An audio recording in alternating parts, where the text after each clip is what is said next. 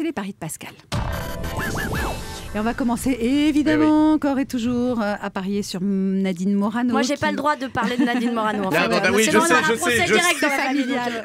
J'ai pas le droit.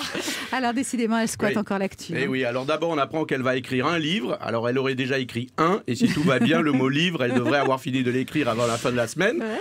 Alors ce sera un livre pour prouver qu'elle n'est pas raciste, sauf que quand son éditeur lui a proposé que pour écrire son livre, elle pouvait avoir un nègre, elle a refusé catégoriquement. Voilà, on l'a tout de suite rassurée en lui rappelant que dans l'édition, un nègre, c'est quelqu'un qui écrit le livre à votre place, ça n'a rien à voir avec la couleur de peau. Faut toujours préciser avec Morano. Alors l'information du jour concernant Nadine, c'est que Nicolas Sarkozy l'a rencontrée et il lui a demandé d'exprimer des regrets après ses propos sur la France, qui est un pays de race blanche.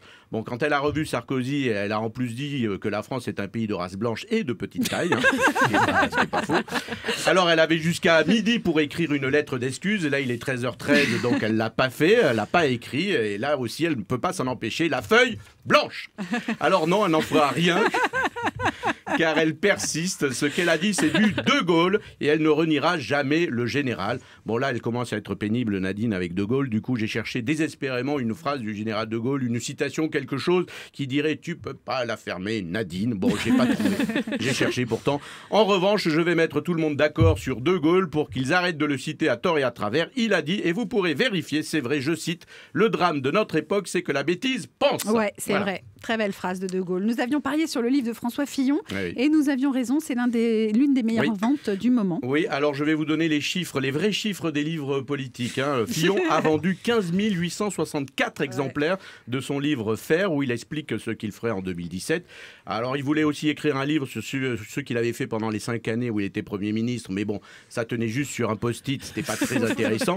Et puis je ne savais pas qu'il y avait 15 864 personnes qui avaient besoin de caler un meuble. Juppé, plus de 9000 exemplaires. Juppé, 70 ans, notre Barbara Cartland à nous. C'est un livre où il parle... C'est un livre où il parle de l'école, donc un livre à offrir à Nadine Morano. Et Cécile Duflot, 665 exemplaires. Alors c'est très peu d'après l'éditeur, 600 de vrais chiffres, c'est très peu d'après l'éditeur. Enfin, moi j'ai plutôt l'impression que 665 exemplaires pour Duflot, c'est quand même beaucoup trop. Mais je crois que les écolos ne veulent pas vendre trop de livres, ils le font exprès, comme ça ils saccagent pas de forêt pour en éditer d'autres. Je crois que c'est une bonne nouvelle. C'est un geste pour l'environnement. Allez, bientôt l'élection de Miss France et déjà la première polémique. Et oui, c'est Miss Bretagne qui en a fait les frais. Elle vient d'être destituée de son titre de Miss Bretagne parce qu'elle a fait des photos dénudées. Alors vous me connaissez, mon professionnalisme qui me caractérise. Je suis allé voir les photos sur internet et déception, elle n'est pas vraiment dénudée, elle est en jean et elle est torse nu. Alors c'est même plutôt artistique comme photo, c'est plutôt beau, mais il n'en faut pas plus pour lui retirer son titre de Miss France, de Miss Bretagne, pardon. Donc elle pourra pas concourir pour Miss France, mais c'est pas très grave. Depuis les incidents d'hier, si elle se retrouve torse nu, elle peut très vite retrouver du travail chez Air France. Voilà. Bon vol à tous. Merci Pascal. On retrouve Pascal Atenza demain évidemment pour de nouveaux paris sur l'actu. Et puis vous pouvez le voir ou le revoir en vidéo sur francebleu.fr.